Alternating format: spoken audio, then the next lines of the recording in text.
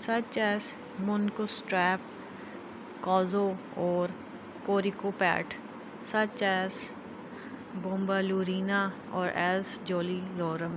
یہ سارے نام وہ کہہ رہا ہے کہ یہ ایک تو یونیک ہو سکتے ہیں کسی بھی کیٹ کے لیے اور اس کے لیے ریسپیکٹڈ نیم بھی ہو سکتے ہیں. Names that never belong to more than one Kate.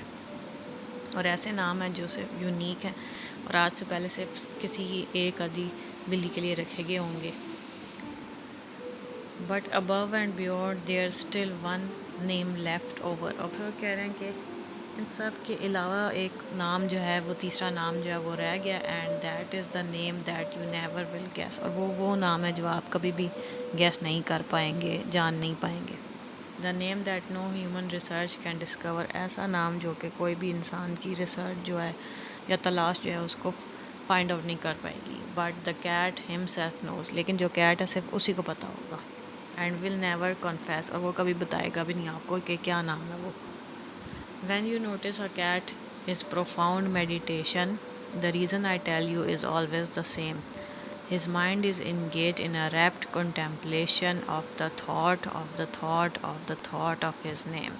کہہ رہے ہیں کہ کوئی بھی کیٹ جب آپ کو ایسا لگے کہ وہ میڈیٹیٹ کر رہا ہے, دھیان میں بیٹھا ہے, تو وہ اپنے ہی نام کے بارے میں سوچ رہا ہوتا ہے. His ineffable, affable, affinable, deep and inscrutable singular name. اور ایسا نام جو کہ کسی کو بھی نہیں پتہ, جو کہ ایکسپریس نہیں کیا جا سکتا یا ایکسپریس کیا جا سکتا ہے ورڈز میں. ٹھیک ہے, تو ایسا نام جو کہ صرف اس بلی کو خود ہی پتہ ہے, ہمیں یا کسی اور کو نہیں پتہ. ٹھیک ہے, اور نہ ہی وہ ہمیں بتائے گا. یہ ایک ایسا ہیومرس سی پوئم انہوں نے لکھی ہے ٹی ایس ایلیٹ نے. اب ہم ٹی ایس ایلیٹ کے بارے میں تھوڑا سا جان لیتے ہیں کہ ہو ہی واز.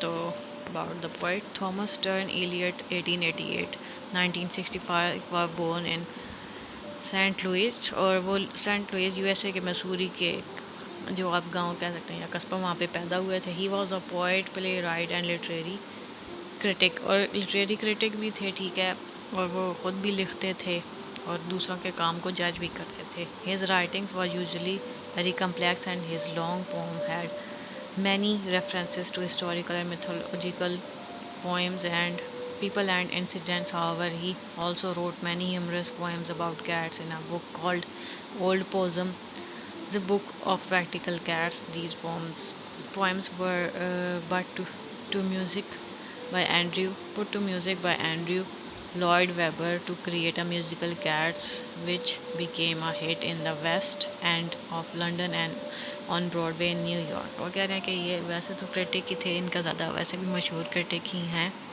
اگر آپ ایم اے انگلش آگے جا کے کریں تو آپ کو ان کی بکس بھی پڑھنی پڑیں گی. ٹھیک ہے, یہ بہت زیادہ ہارش یا اسٹریٹیکل کرٹک تھے اور بہت زیادہ کرٹیسائز کرتے تھے. اور اپنی جتنی بھی ان کی رائٹنگ ہے اس کے اندر یہ گریک میتھولوجی جیسے انہوں نے اس میں بہت سارے نام یوز کیے ہیں, اگسٹس اور الیکٹرا, یہ سارے گریک میتھولوجی سے لیے گئے نیم تھے جو انہوں نے یہاں پہ یوز کیے ہیں. اور پلیٹو جو ہے وہ گریک ایک فلاسفر تھا. ٹھیک ہے, جس کو اردو میں افلاطون بھی کہا جاتا ہے.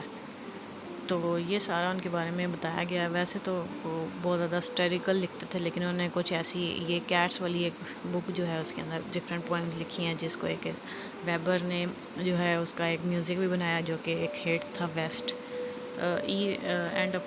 اینڈ آف لندن کی سائڈ پہ. ٹھیک ہے, I hope you understand this poem. اللہ حافظ.